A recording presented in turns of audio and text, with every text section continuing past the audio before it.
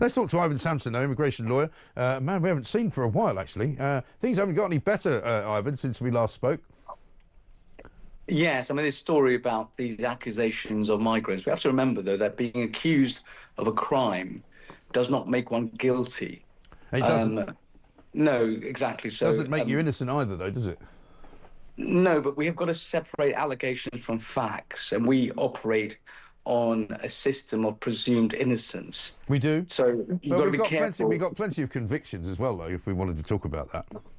Indeed, and those that are convicted should be quite, if they've committed offences which are more than 12 months, we have automatic deportation of those people. But the problem is this, is that some people come from countries where we don't have a returns policy. In which so case you can't deport them. Absolutely, you can't deport them. So that's a political solution that needs to be done for that problem. Yes. You can't blame the migrant. I mean, if you can deport them, and many people... Well, I can blame the migrant for committing a criminal offence which would otherwise normally mean he would or she would be deported. I can blame them for that. Indeed, and we don't want such people in this country. I mean, it's ironic your previous guest was talking about the Australian model, because in the 1700s we faced the same problem, didn't we? And what do we do with them? We sent them to Australia. 160-odd thousand people. Never look back. But look, we should remove people, and I'm all for a policy of sending people out. Now, the Supreme Court in the Rwanda policy didn't declare it unlawful. What it said was not Rwanda. So you may well see the government trying to secure countries where we can send people. Well, they are already. They're actively seeking a third country to send people to. In some cases, more than one. They're talking to Serbia. I think they've been talking to Albania as well about that. And you know, as ever, listen, you've always said the same thing, Ivon, that the main fault of all of this lies with the government, and it's true. It does. But it equally has seemingly, and I don't know whether you'd agree with me, it seems to have reached a sort of, mammoth proportion now. We've got more and more people coming in every single week, 47,000 or so since Labour got in, and it's really breaking point time, isn't it? Well, look, I agree with how the public feel. It feels that way. However, you can't blame people. We can't rely on people's goodwill not to come here. That's not the solution. I get that. No, I'm not suggesting that is the solution. What I'm saying is it seems to have reached critical mass. It's from the public's perception, we have reached the end of the road, and something has to be done, something probably quite drastic by this government. Indeed. Now, look, the first job of a government is secure the nation, secure in terms of protection and our borders. And it seems to me that our borders, the people coming across, is determined by good or bad weather, and not by government policy. Now, it can't be right. Now, we don't want people that we don't know where they're coming from in terms of their background, whether they've got previous criminality or not. It's certainly not sustainable. And I agree with you. I'm frustrated, as you are, that this government and the previous government as well really haven't come up with any solution to secure our borders, which is fundamental for any country. Yeah, exactly right. So what the hell are they doing, and why is it taking them this long? I mean, why have they not even addressed, for example, the people who are demonstrating currently in Epping Forest? Look, I can't really comment on that. That's not really it's a political question. It's not a legal question. What's important, But you're not just a lawyer, are you, Ivon? You're a sensible man. You must have a view. My personal views, I have got personal views. I've got children, and I certainly don't want them, to be subjected to foreign criminals. I don't. But we've got strong laws. The government doesn't use them because it can't use them, because people can't be removed to countries. That is a fundamental problem. Yeah. That's a solution. Turns out, though, I don't know if you saw this story at the weekend. It turns out there's more than 400 people who have been kicked out of Ireland. Asylum seekers, because they've been sort of gaming the system. They've been claiming asylum in the UK and then going to Ireland and claiming it there as well, and in some cases getting double the amount of benefits that they could otherwise have got. And 400 of them have been removed from Ireland and sent back to Britain, ironically. Yeah, look, we've got to separate the genuine asylum seekers from those people trying to work the system, and you can quite easily, with a broad brush, paint everyone as working the system. There are many, some 50% of those crossing the channel are genuine asylum seekers. And you've got to be careful not to link criminality to migrants, causing xenophobic resentment. You've got to have a balanced approach. Somebody should tell the migrants coming in to stop committing crimes then, and then it won't be everybody gets tarred with the same brush. That's the problem. You know, if you're going to put people up in hotels at huge cost to the taxpayer, and you don't know who they are, and you then are surprised at the fact that they're committing crimes, whether it be one of them or 10 of them or 100 of them, you know, of course that's going to create a sense of division in the country, because it's the government policy that's causing it.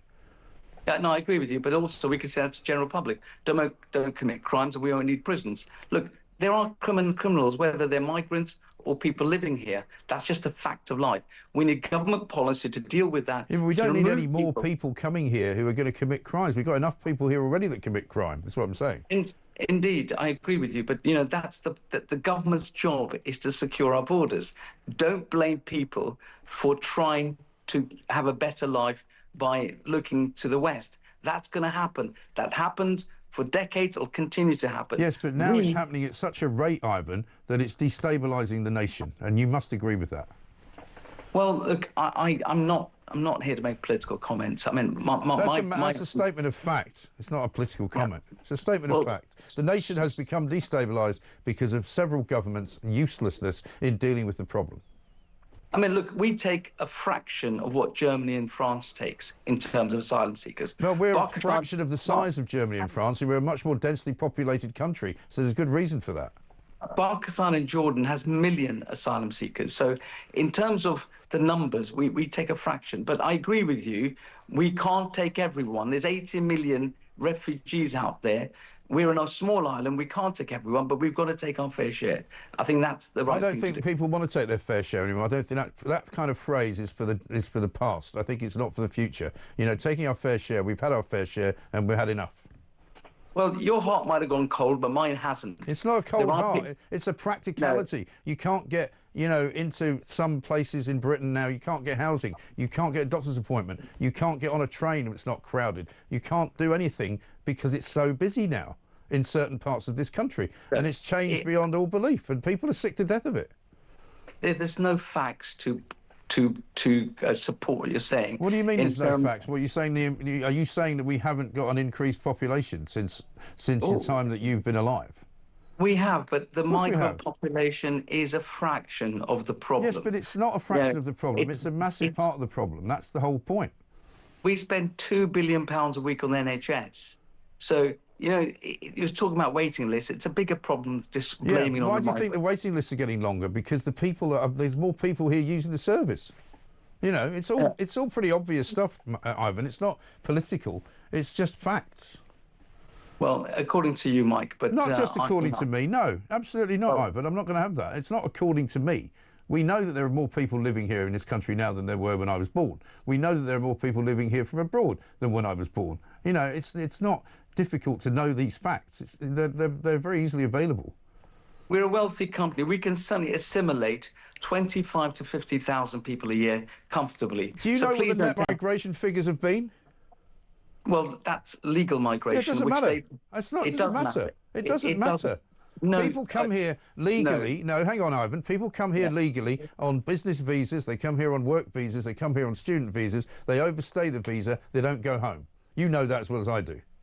Yes, there's 1 million of them. So that makes them illegal as well. It does. Yeah. And it's the government. So it's not just small boats.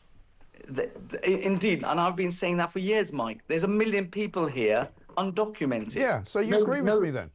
Yeah, nobody talks about it. We should be having a We talk about it all the time. To first apprehend these people and remove them. But if we removed 1 million people, it would take about 100 years to do that. Yeah, but they shouldn't be here. That's my point.